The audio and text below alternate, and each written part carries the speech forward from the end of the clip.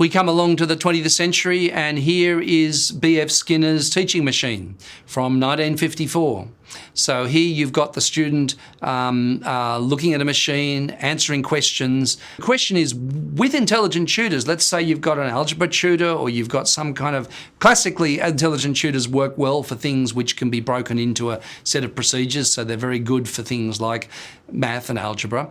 But in fact, to move ahead and for it to be self-paced and for it to be truly adaptive, really you end up on your own. You're not relating to other people hugely as you go.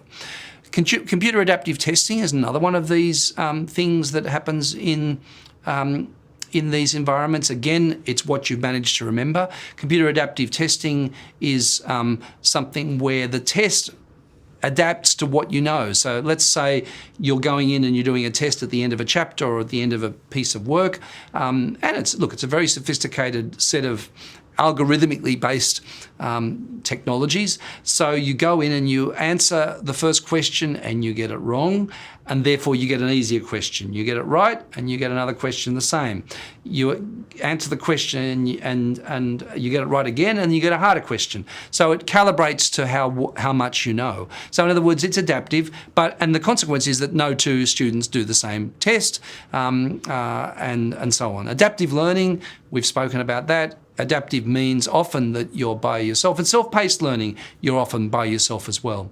So when I go into this next slide, which is the 21st century classroom, how different is this from the little classroom that I showed in the first video, the little old-fashioned classroom with all the desks bolted to the ground?